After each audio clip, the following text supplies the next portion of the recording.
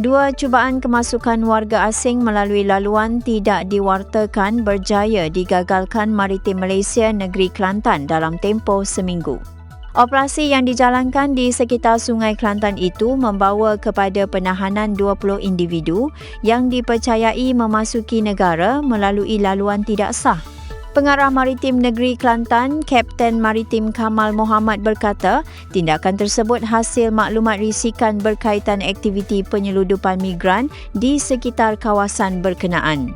Dalam operasi pada 12 dan 14 Ogos lalu, Bot Ronda Maritim Malaysia yang menjalankan rondaan menerusi beberapa operasi penguatkuasaan mengesan bot laju dalam keadaan bergelap dan mencurigakan di sekitar Kuala Besar.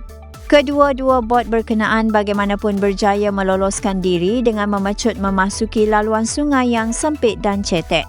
Keadaan persekitaran yang gelap turut menyukarkan pasukan penguatkuasa untuk merapat dan menahan bot tersebut. Namun operasi tidak terhenti di situ. Pasukan Operasi Darat Maritim Malaysia segera digerakkan ke kawasan tebing Sungai Kelantan bagi mengesan dan memintas pergerakan individu yang dipercayai dibawa masuk melalui laluan tersebut.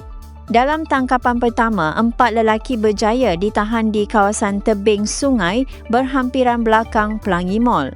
Mereka terdiri daripada 3 warga negara India dan seorang warga negara Sri Lanka berusia antara 35 hingga 48 tahun. Hasil pemeriksaan mendapati 3 individu memiliki pasport namun tidak dapat mengemukakan rekod perjalanan yang sah untuk memasuki Malaysia. Seorang lagi pula tidak mempunyai dokumen perjalanan. Dalam operasi kedua berhampiran Tendong Pasir Mas, seramai 16 individu pula berjaya ditahan selepas operasi pencarian diteruskan susulan bot yang dikesan sebelum itu berjaya meloloskan diri. Kumpulan berkenaan terdiri daripada 8 lelaki dan 8 wanita melibatkan 8 warga negara Indonesia serta 8 warga negara Myanmar. Mereka berusia antara 23 hingga 50 tahun. Pemeriksaan lanjut mendapati 10 individu memiliki pasport tetapi gagal mengemukakan rekod perjalanan yang sah. 6 lagi pula tidak dapat mengemukakan dokumen pengenalan diri. Kesemua 20 individu yang ditahan dibawa ke Ibu Pejabat Maritim Negeri Kelantan bagi proses dokumentasi dan siasatan lanjut. Kes disiasat di bawah Akta Imigresen 1959,63 berkaitan dakwaan berada di Malaysia tanpa dokumen pengenalan diri dan rekod perjalanan yang sah.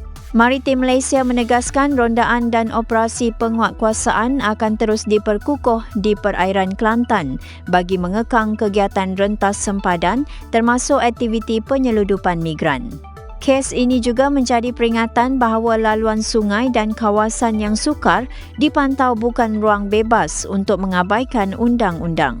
Penguatkuasaan akan terus dijalankan manakala setiap individu yang ditahan akan melalui proses siasatan mengikut peruntukan undang-undang. Terima kasih kerana menonton. Jangan lupa subscribe dan jumpa lagi di video seterusnya.